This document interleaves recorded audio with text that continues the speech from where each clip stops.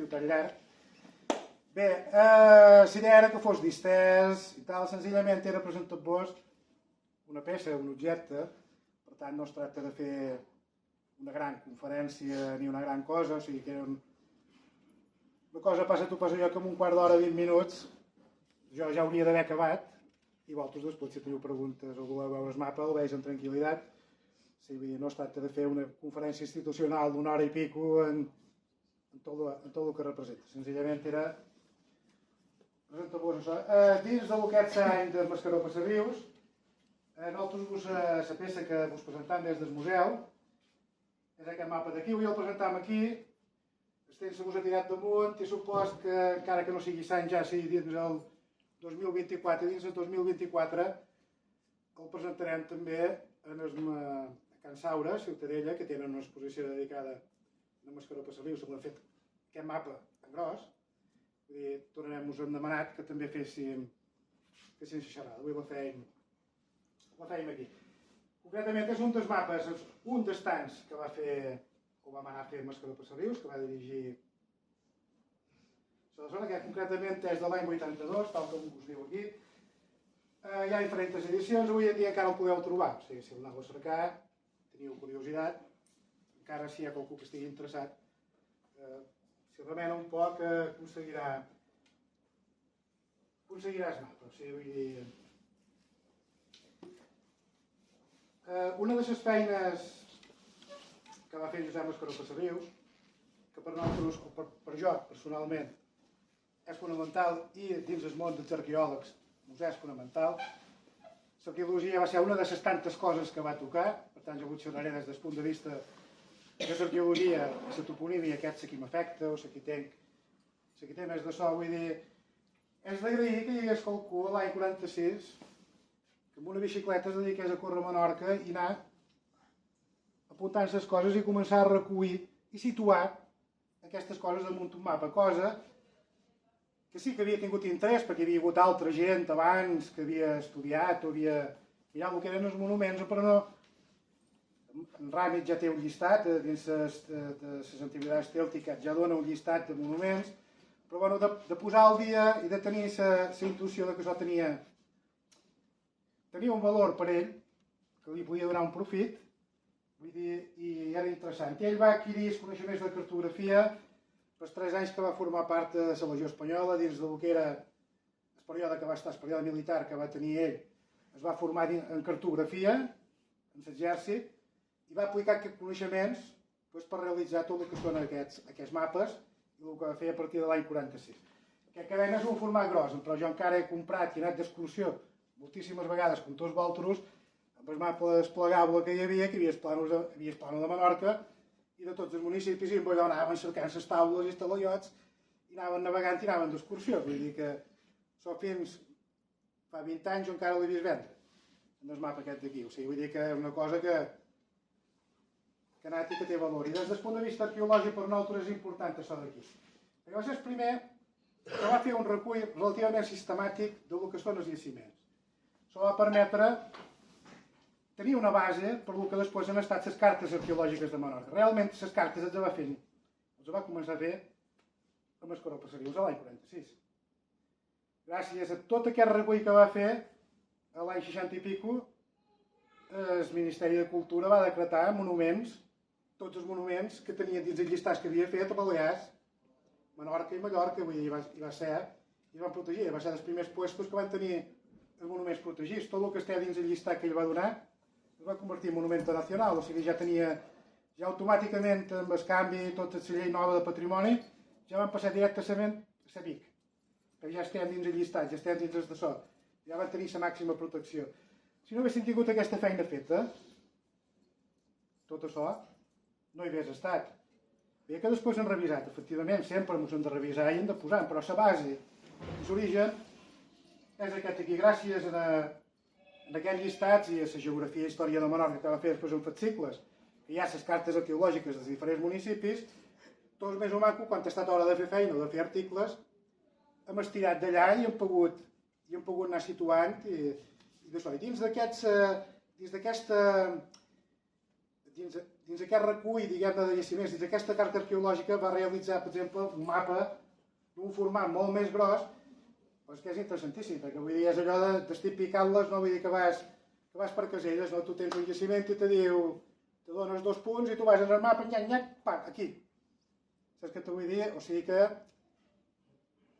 està pensat, està elaborat, vull dir, i té un servei, no era tot sol una cosa que sí, que per un turista o una persona que volia adquirir coneixements i veure coses li servia, sinó que a nivell d'ús científic per als investigadors també va tenir utilitat.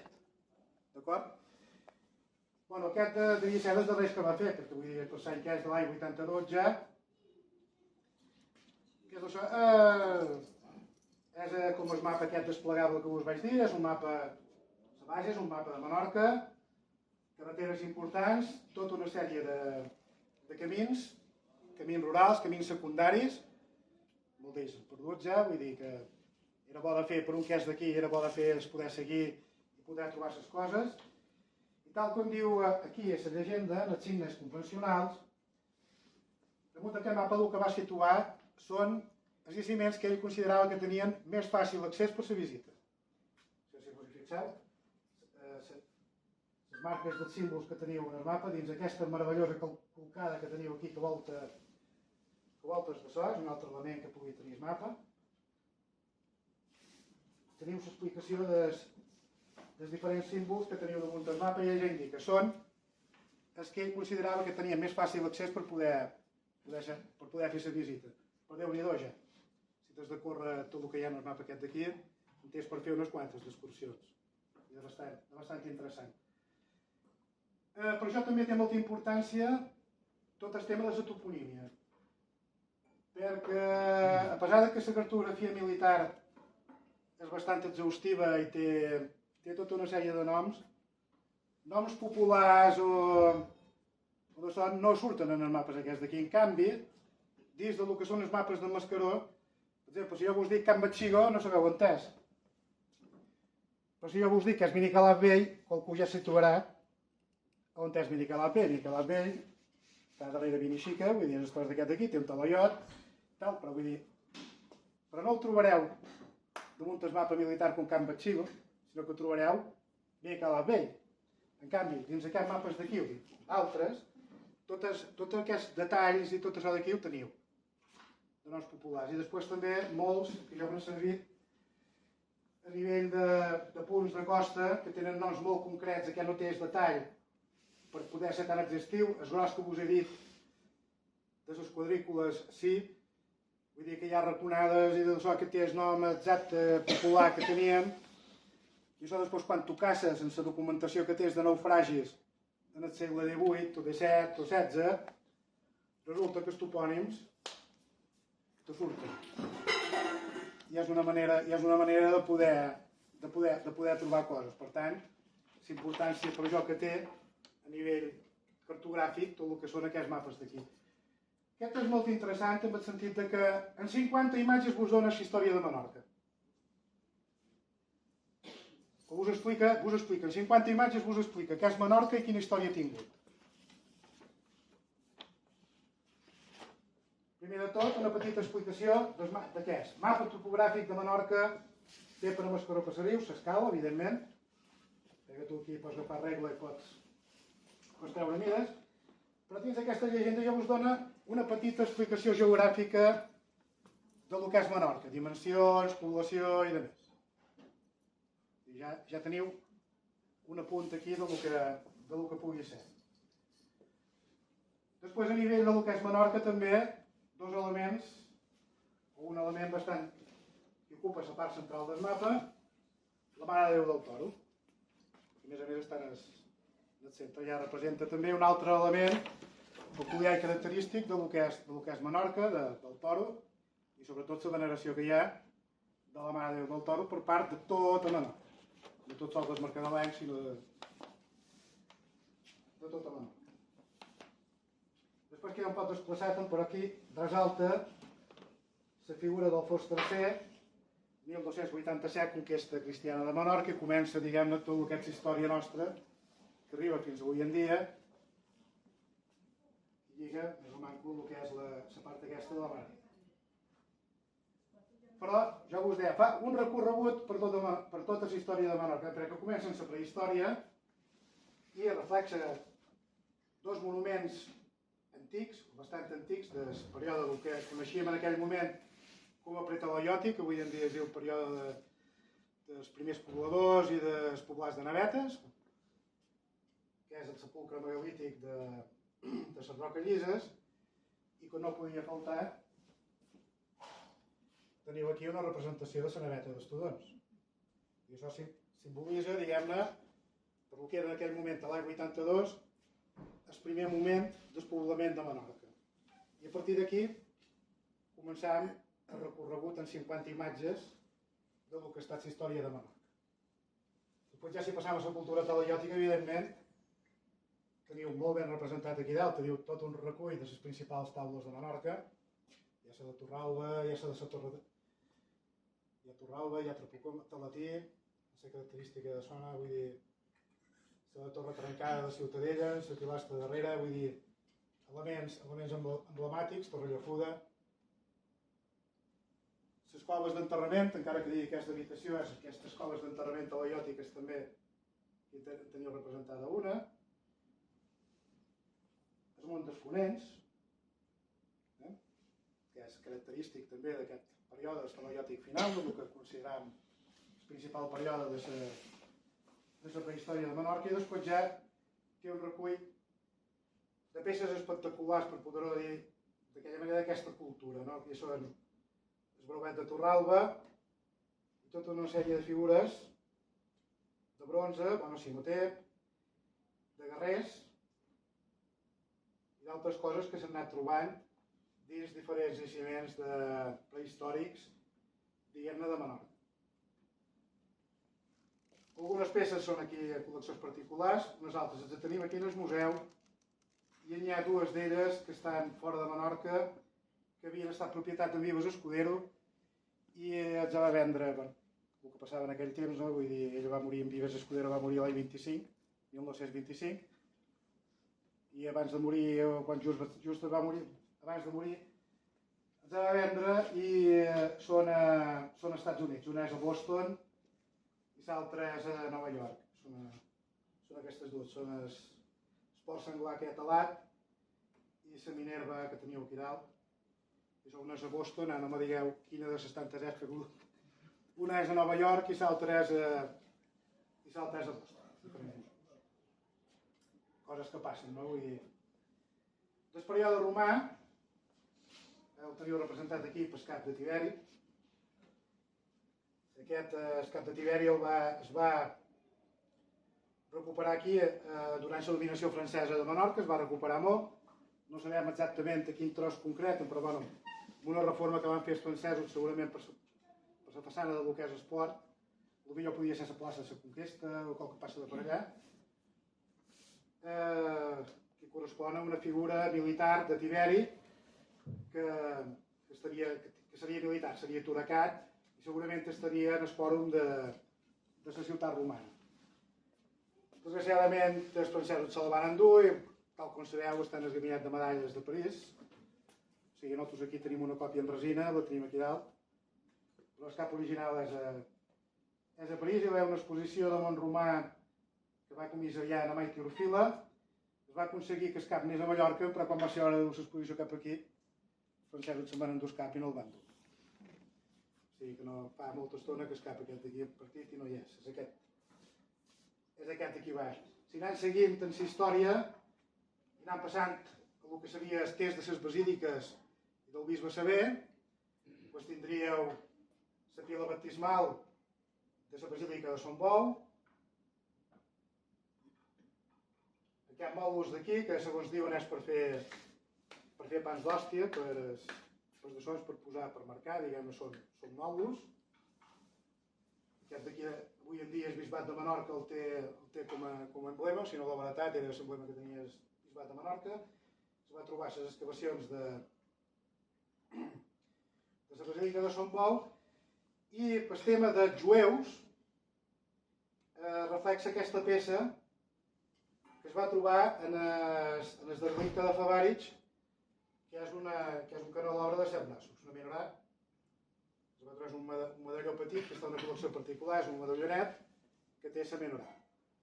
Es va trobar en el barco de Fabànitz, és una peça subaquàtica, la té recuida, però això ens intenta reflectir aquest món de les basíliques i del que va passar amb el bisbe Sever, si anem fent aquesta línia històrica.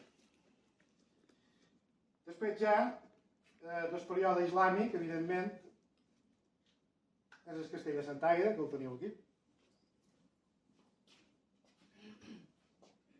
Després ja passaríem a la conquesta medieval.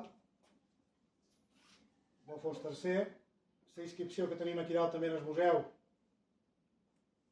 que rememora, lletra gòtica rememora la conquesta de Menorca per Alfons III l'any 1287, que es té a les murades damunt. Quan van desfer un dels portals, la van treure, la tenia l'Ajuntament i la depositada aquí, la tenim exposada. I després ja començaria el que és la història medieval, moderna i contemporània, diguem-ne, de Menorca, que agafa bàsicament la medieval i la moderna. Vull dir, en Torre d'en Quart, per la conquesta medieval ja... Torre d'en Quart és aquí dalt, perdoneu, això és Sargussam, la carretera de Vinidalí, de vora Canotells, el lloc de Sargussam, que són aquestes torres que tenim de defensa al sud de Menorca. Aquesta és molt espectacular perquè el que té és que fa la torre i fa el tancat, i per poder accedir has de passar per el pont, per la porta, o sigui, fa un tancat, fa pròpiament el que és un castell, per dir-ho de qualque manera. Vull dir, bastant espectacular. De la mateixa època, en aquest sentit, ara sí que dalt ho dic correctament, Torre d'en Quart, Ciutadella, la carretera que va cap a la vall, cap a Morell, i ho teniu aquí dalt. Les ermites que es van fer a partir de conquesta, el que a Mallorca dirien ermites de conquesta, vull dir que són les antigues, que tens aquí, tens Sant Joan de Missa, tens Sant Llorenç de Benixems, tens l'ermita de Gràcia, el pont de Sant Roc, Sant Joan dels Vergers, aquí baix, les murades de Bo, el pont de Sant Roc, les voltes de Ciutadella i la catedral. I després ja d'època moderna, segle XVII, segle XVIII, el que teniu representat aquí és el castell de Sant Nicolau, l'entrada dels ports de Ciutadella, i per acabar, pròpiament dit des de so, tenim el castell de Sant Felip, que agafaria l'equivalent del castell de Sant Nicolau, la banda d'Esport de Mo, que vindria també per el tema de l'assalt dels turcs, i el segle XVIII per les dominacions estrangeres del que significa el castell de Sant Felip. I un element que m'he deixat, perdoneu, que va relacionat amb tot el tema de l'assalt dels turcs, teniu el monument d'Esborn de Ciutadella, l'obelisc d'Esborn de Ciutadella, que commemora la defensa de l'assalt turc l'any 1558. O sigui, que a més de comprar una guia que la pugui llegir, si tu t'has preocupat de girar, en 50 dibuixos, més o menys te fas una idea de tot el que ha estat el procés aquest de la història de Menorca. Després ja quedava com a qüestió de més en el bé, m'he deixat la llet de Torelló que m'ha quedat aquí baix, però bueno, seria un altre dels elements, juntament amb les taules importants de la prehistòria. I després, evidentment, això està fet de l'any 82, si ens atracam i ens miram els plànols de Mo, de Ciutadella, de Mercadal i de tots els pobles, avui en dia, evidentment, ja han passat quasi 40 anys i ha crescut i no et semblen de res a el que seria, el que tindria representat aquí. Però, bueno, evidentment, les ciutats avancen, això és el que seríem a l'any 82. I també teniu un recull de totes les poblacions principals, diguem-ne, perquè Llumassanes i Sant Climent no hi són, però sí que hi ha Fornells. Vull dir que hi havia Migjorn, hi ha Fornells, Mercadal, Ciutadella, Mogo, són totes, el castell, i són totes. O sigui, vull dir que aquí I això doncs, tant podia servir per una persona que viu aquí a Menorca, per interès personal, és una cosa que està pensada per ser penjada i poder disfrutar. I no és per anar per mig del camp. Amb ell, evidentment, però bueno, era una cosa que per un si tenia curiositat i per una persona que vingués de fora era un element més que s'ho podien dur com a record o com a de so després que havia estat. No? Vull dir,